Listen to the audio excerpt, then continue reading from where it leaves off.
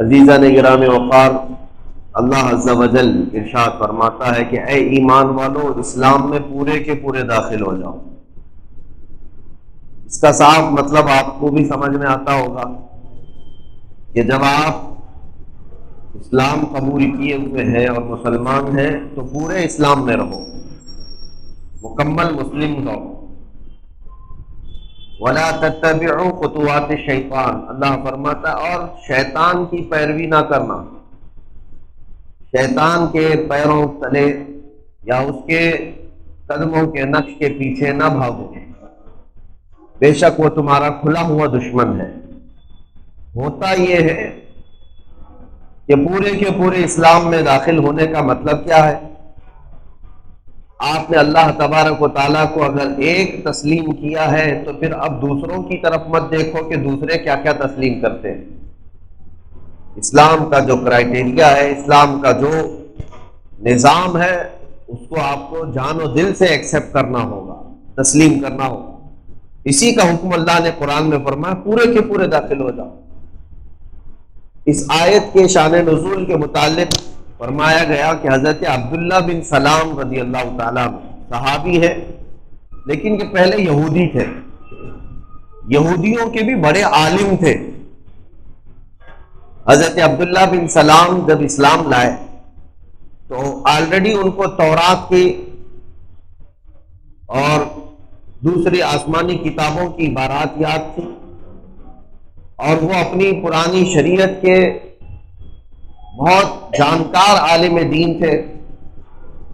تو جب اسلام میں آئے تو حضور پاک صلی اللہ تعالی علیہ وسلم کی صحبت میں داخل ہوئے۔ اب انہوں نے ایک طریقہ یہ سوچا کہ یہودی مذہب میں اونٹ کا گوشت کھانا حرام ہے۔ جس دین میں وہ پہلے تھے، پہلے جس دین پہ وہ قائم تھے، اس میں اونٹ کا گوشت کھانا ان کے لیے حرام تھا، یہودی مذہب میں۔ اب اسلام لائے تو اب اسلام میں اونٹ کا گوشت کھانا واجب تو ہے نہیں، فرض بھی نہیں ہے، بس اتنا ہے کہ حلال ہے، چاہے تو کھا سکتا ہے۔ حلال کا مطلب کیا ہے؟ تمہارے لیے بس کھلا ہوا دروازہ ہے۔ واجب اور فرض کا مطلب ہوتا ہے مینڈیٹری ہو جائے، کمپلسری ہو جائے۔ تو حضرت عبداللہ بن سلام نے سوچا بیچ کا ایک راستہ نکالتے ہیں، اگر میں اونٹ کا گوشت نہیں کھاؤں گا تو دونوں پہ عمل ہو جائے گا، یہودی مذہب میں حرام ہے، اس پر بھی عمل ہو جائے گا، اور اسلام پر کوئی نقصان بھی نہیں اگر نہیں کھاؤں گا تو۔ ایسا تو نہیں ہے کہ اسلام میں اگر اونٹ کا گوشت نہیں کھائے گا تو پورا مسلمان نہیں بنے گا۔ تو انہوں نے یہ سوچ کر کے اپنے آپ کو دور رکھا کہ اونٹ کا گوشت میں نہیں کھاتا، تاکہ دونوں دین پر عمل ہو جائے۔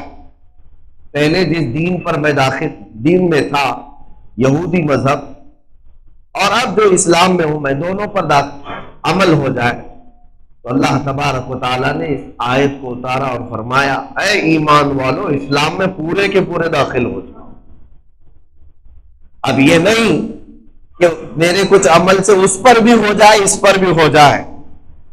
آج اس انداز سے کچھ لوگ سوچتے ہیں کہ نام ایسا رکھ لیا جائے اپنے بچوں کا کہ اگر یہ بچہ کہیں پر کسی غیر مسلم، نان مسلم آبادی میں چلا جائے تو وہاں پر بھی سیکولر رہ جائے، ہماری جماعت میں بھی سیکولر رہ جائے۔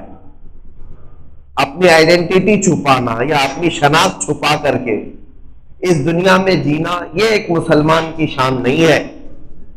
جب تم نے اسلام کو سچا دین سمجھا ہے اور اچھا دین سمجھا ہے تو پھر فخر کے ساتھ اسلام کو اپناؤ اور اس پر عمل بھی کرو۔ نبی پاک صلی اللہ تعالی علیہ وسلم کے صحابہ میں ایک صحابی حضرت ابو فقیہ، یہ غلام تھے، یہ ان کا آقا تھا صفوان، اور یہ حضرت فقیہ کو جب لے کر کے مکہ کے بازار میں چلتا تھا تو کیسے ان کے پیروں میں رسیاں ڈالتا تھا اور کھینچتا تھا، ایسے ہی سڑک پر کھینچتا ہوا لے جاتا تھا، اور پھر اس کے ہاتھ میں درہ ہوتا تھا تھوڑا، بیچ بیچ میں وہ مارتا بھی رہتا تھا۔ اور وہ اس بات پر کہ یہ مسلمان ہوا ہے، محمد صلی اللہ تعالیٰ علیہ وسلم کے دین کو قبول کیا ہے۔ جیسے حضرت بلال کو تکلیفیں دی جاتی تھی، ویسے حضرت فقیہ کو یہ صفوان مارتا تھا۔ بیچ میں ایک جگہ ایک گبریلا نظر آیا اور اس صفوان نے دکھا کر کے کہا کہ فقیہ تیرا خدا یہی تو نہیں ہے، یہی تو خدا نہیں ہے جس کو تو بار بار احد احد کہتا ہے۔ تو حضرت فقیہ اس وقت غلامی کے دور میں ہے، کوڑے کھا رہے ہیں، اور کسی ایک بڑے پیسے والے کے ہاتھ کے اندر ہے۔ وہ چاہتے تو یہ مصلحت کر سکتے تھے کہ چلو اس کو بھی تھوڑی دیر کے لیے راضی رکھ لوں اور میرے خدا کو بھی راضی رکھ لوں، بلکہ وہ اس کے ہاتھوں میں رسی سے بندھے ہوئے کھینچے جا رہے ہیں، کوڑے کھا رہے ہیں۔ اور جب اس نے کسی ایک گبریلا کو دکھا کر کے کہا کہ یہ تیرا خدا ہے کیا، تو حضرت فقیہ نے اس وقت بھی کہا صفوان تیرا اور میرا دونوں کا خدا اللہ ہی ہے، جو تجھے بھی پال رہا ہے اور مجھے بھی پال رہا ہے۔ اس نے لاتوں سے آپ کے منہ پر اتنا مارا کہ آپ نیم مردہ ہو گئے۔ حضرت فقیہ ایسا لگا تھا کہ آپ کا انتقال ہو گیا۔ تو میں یہ بات اس لیے عرض کر رہا ہوں کہ انہوں نے اتنی سخت آزمائشوں کے وقت میں یہ نہیں سوچا کہ آدھا ادھر عمل کر لیا جائے۔ آج تو ایسے حالات تو ہے نہیں کہ کوئی تمہارے پیروں میں رسی باندھ کر کھینچ رہا ہو اور کوڑے مار کر پوچھ رہا ہو بتا تو مسلمان ہے یا پھر میرے دین پر ہے۔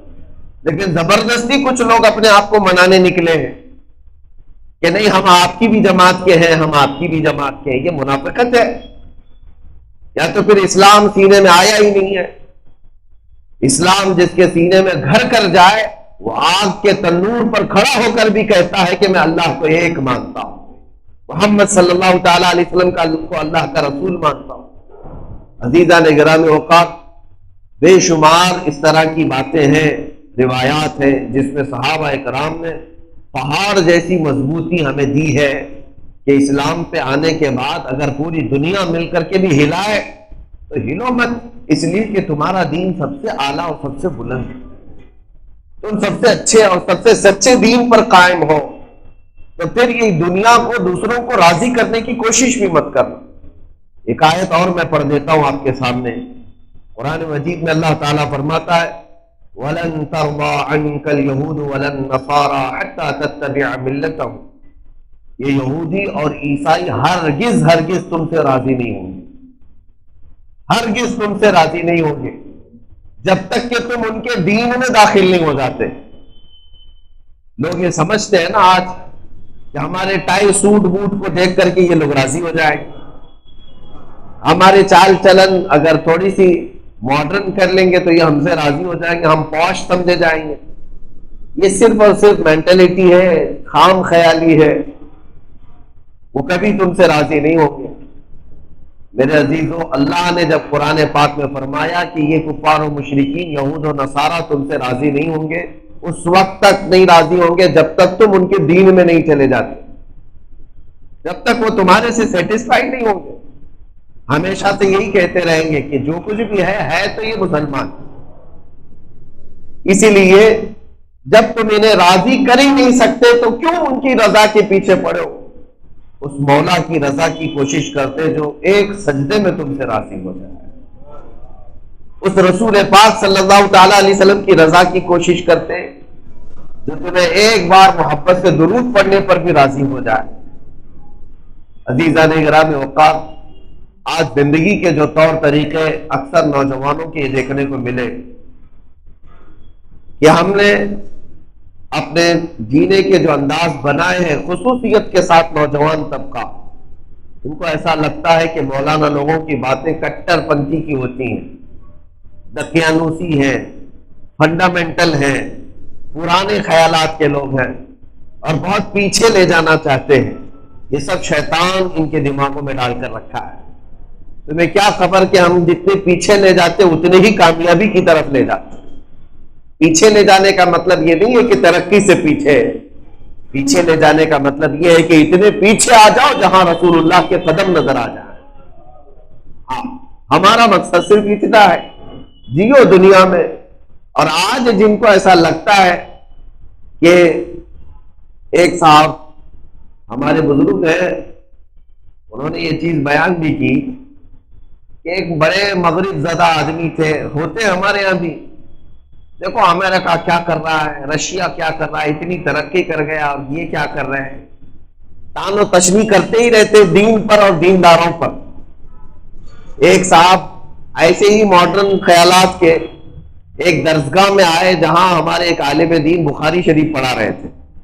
بخاری شریف آج کی کتاب تو ہے نہیں، 1300 سال 1200 سال پہلے کی کتاب ہے، آج بھی وہ پڑھائی جاتی ہے، سارے علماء کو پڑھائی جاتی ہے۔ اور کیوں پڑھائی جاتی ہے؟ اس لیے کہ رسول اللہ کی حدیثیں، میرے آقا صلی اللہ تعالیٰ علیہ وسلم، وہ صاحب آئے تانا دیتے ہوئے کہا مولوی صاحب امریکہ، رشیا، یورپ چاند میں پہنچ گئے اور آپ ابھی بخاری میں ہی ہیں۔